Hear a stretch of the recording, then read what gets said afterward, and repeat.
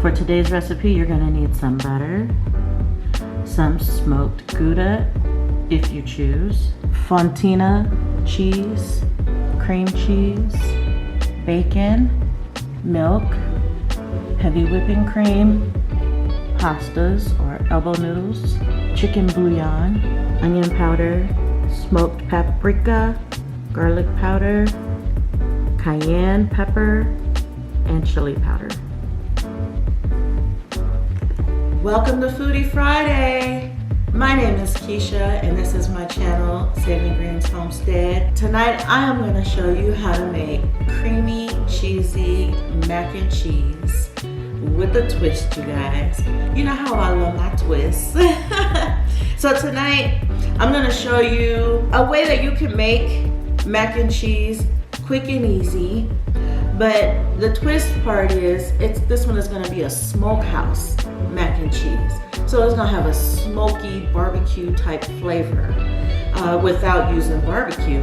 I do sometimes, when I make this, I do sometimes put barbecue sauce on it, but I'm not going to do that tonight. So tonight, we're just going to use this smoked gouda and this fontina cheese for creaminess. It's really good. It's expensive, but it's worth it. And we're gonna use top it with some crispy bacon.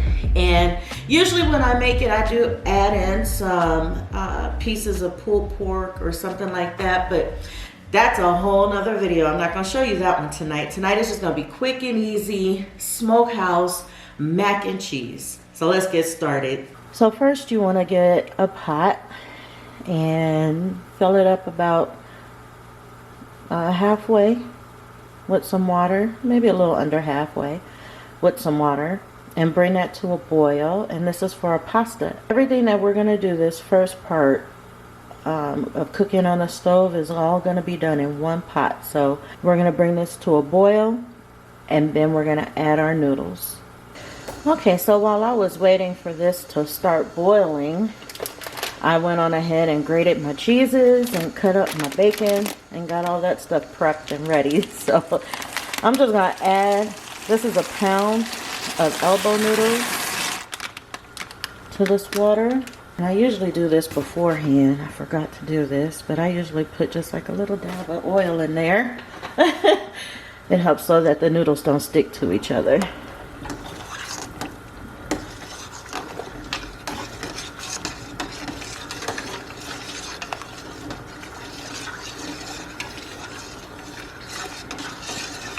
And I'm just going to let this cook until the noodles get tender and not mushy, just tender.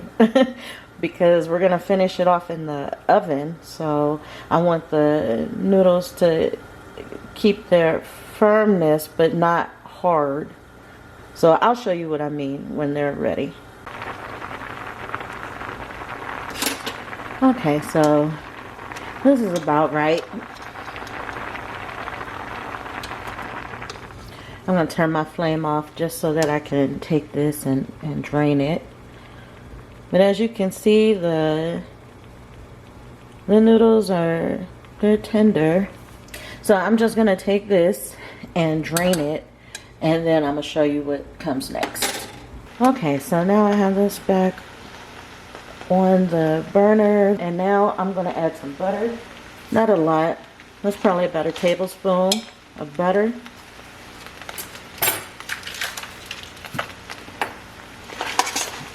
Add butter into here, and then I'm also going to add my cream cheese.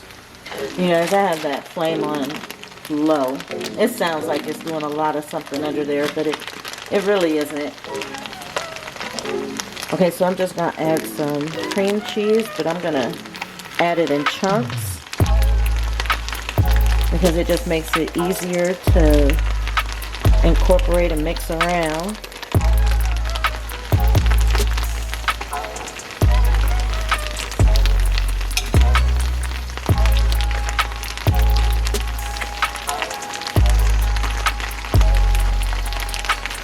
I like adding cream cheese because it just makes it creamier and it gives it such a really good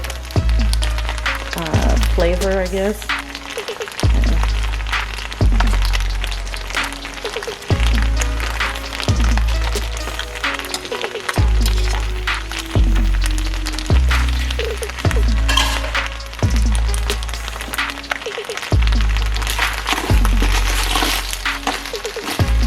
Okay, and to this we're gonna add our heavy cream.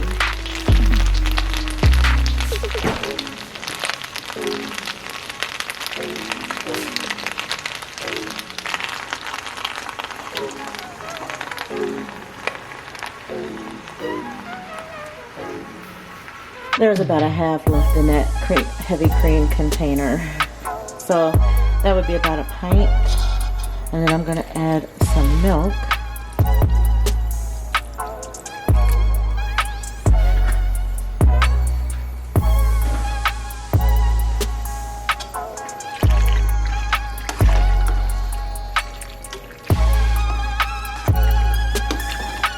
And I'm just gonna mix this around in here so I can get this cream cheese pretty much melted and incorporated in this.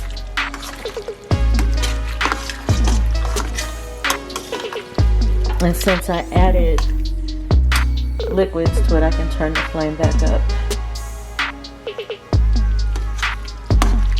Probably to about a medium flame. I just want this cream cheese to be pretty much melted in. As the milk and cream warms up and heats up, that cream cheese will melt a little bit better and mix in there. So we're gonna keep going. I need to add in my seasonings.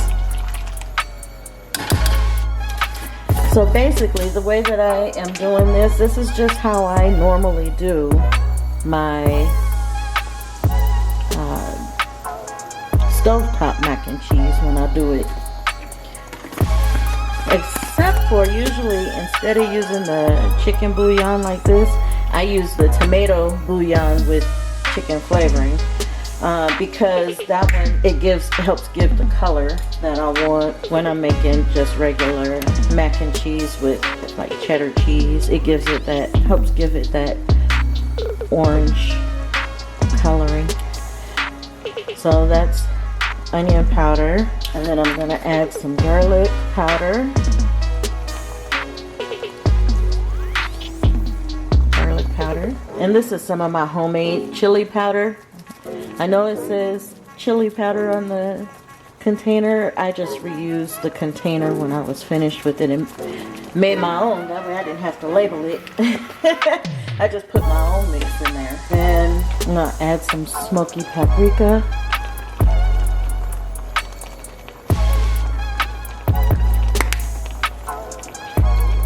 Smoked paprika.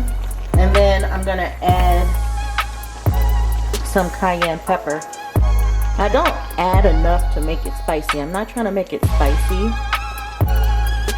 Just to give it a little extra flavor, a little kick. And so I'm gonna mix all of this.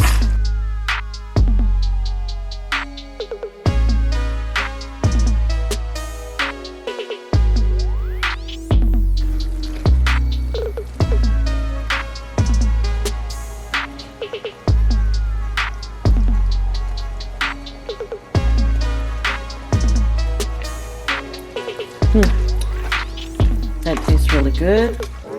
Okay, so it's a little bit thicker. I mean, it's nice and creamy.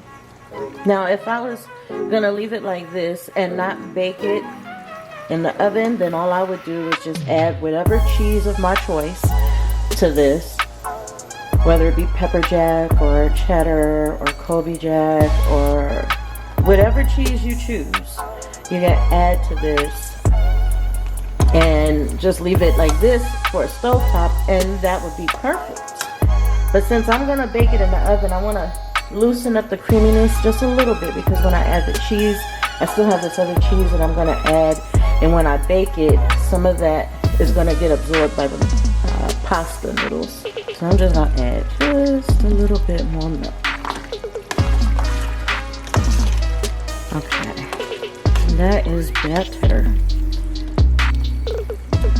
So I'm gonna add in the cheese. So from this point on, well, let me add the cheese first. So I'm only gonna add about half of this smoked gouda. Maybe a little more than half. I just want some to go.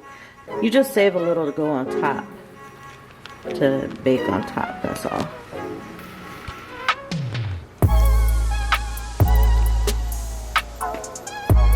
Get those big chunky pieces in there. So the smoked gouda, I'm gonna get that incorporated. And then I'm gonna add in the fontina.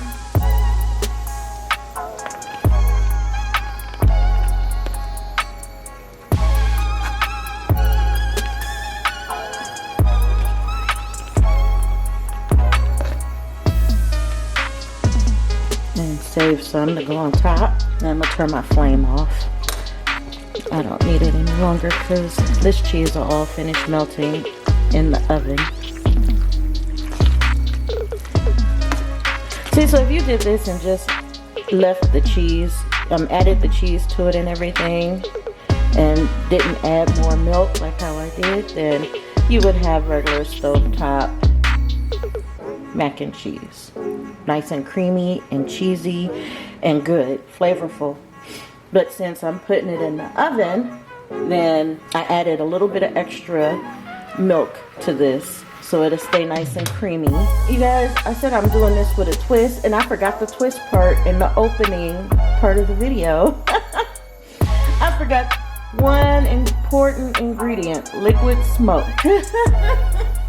We're making this smoky, and yes, the Gouda cheese is a smoked Gouda, the paprika is smoked, but I want to give it that smoky barbecue type flavoring, so I'm just going to add a little bit of the smoke, liquid smoke to this. I'm like, I knew I was going to forget something. I be trying to remember everything, so at the opening, you'll know what all you're going to need right up front at the start.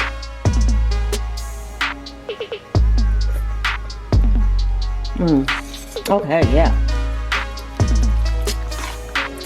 That is good.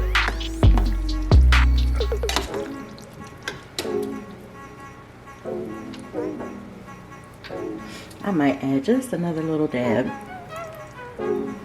I mean, you don't need much because this liquid smoke is pretty strong. So you don't need much. But I like that smokiness that it gives it. So, okay, I'm going to set this aside, and then I'm going to show you what we're going to do next. Okay, so I have this big iron skillet, and this skillet's going to serve a dual purpose. I am going to cook the bacon in this skillet, which I already pre-sliced. So I'm going to go ahead and add that to this. So I'm going to cook the bacon in here, and then after the bacon crisps up, I'm going to put it aside, but I'm going to use this skillet to cook the mac and cheese bacon in the oven inside. So, you know what I'm trying to say.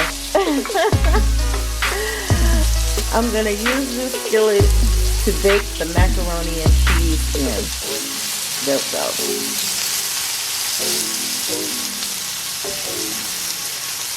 You guys, a friend of mine from church, hi Yolanda, thank you, gave me these, a set of these wooden utensils to use.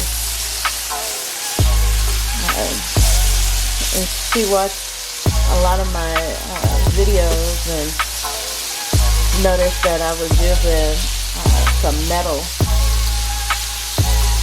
utensils, and so she got me these for Christmas, so thank you so much, Yolanda.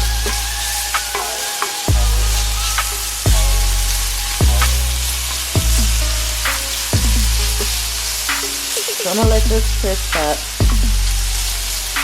and then I will get back to you when this is ready. Okay, so this bacon is ready. So I'm just going to scoop this out, set it aside.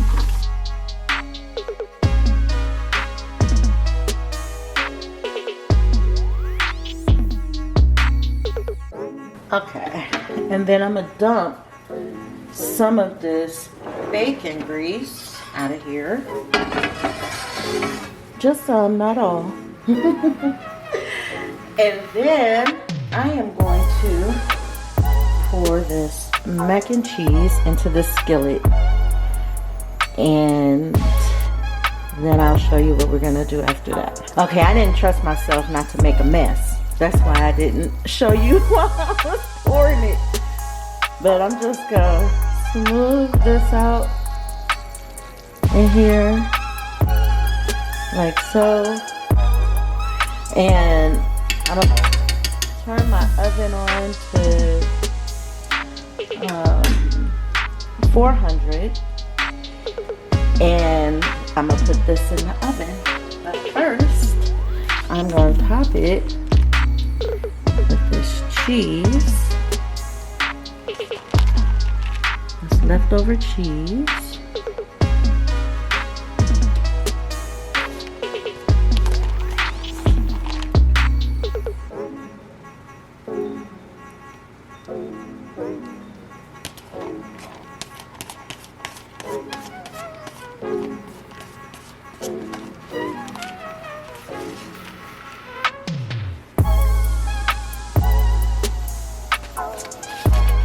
I think I got that on there pretty evenly. And then we're gonna put our bacon bits back on top.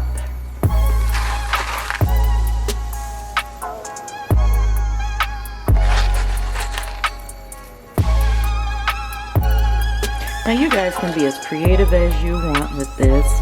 You can use whatever cheese you like, that you prefer.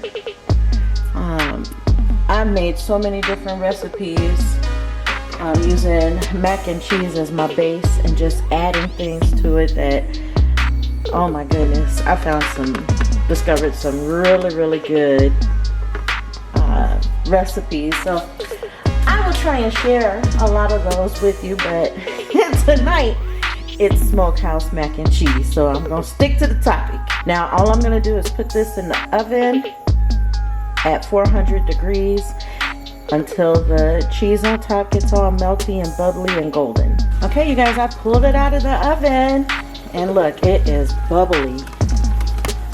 It looks so good. So you guys know what comes next, right? It is time to plate it up. So I will get back to you guys once I get it plated, and then I will taste it and tell you what I think about it. Also, to go with tonight's dinner, I am cooking some ribs, some country style pork ribs on my pit here. Here it is, you guys. Here's my plate for tonight. With that mac and cheese and the meat that I cooked outside over that open flame on my pit there. Looks good. Okay, so now for the taste. Okay, you guys. There it is. Look at that. Smokehouse mac and cheese with bacon on top. Okay, I'm ready to try this. I mean, I already know how it's gonna taste because I've had this before. I've made it many times before.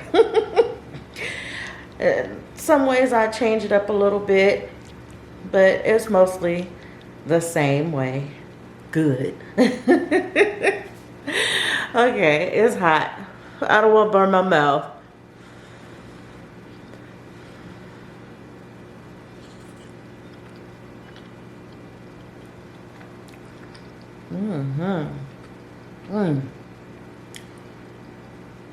You guys, I feel so weird when I'm doing my own tasting because I like it. I think it tastes fabulous. But my question is, how do you know that it tastes fabulous, right? Because since I cooked it, I could just be saying, Well, I guess one of the ways you know is my face won't lie. My face, you've seen them watermelon videos that I made. And my face never lies. I might be saying, but you could tell. But this is actually really, really good.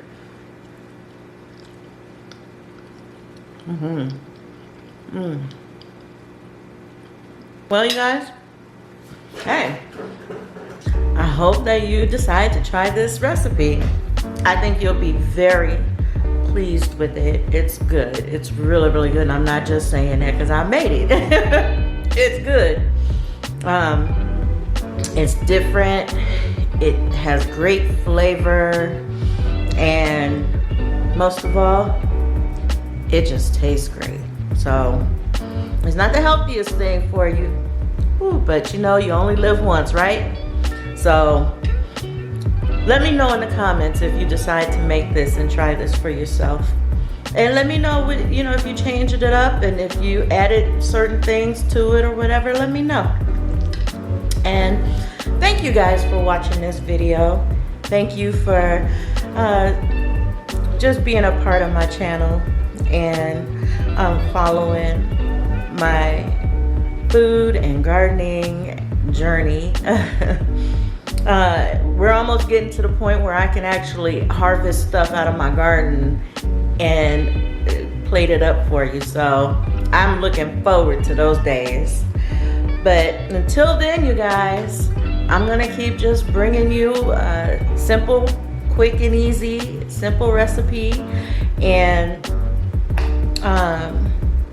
hope that you decide to try it out. I know you'll love it, because I do, and my family does. And this is what I'm feeding them for dinner tonight. So, you guys, as always, God bless.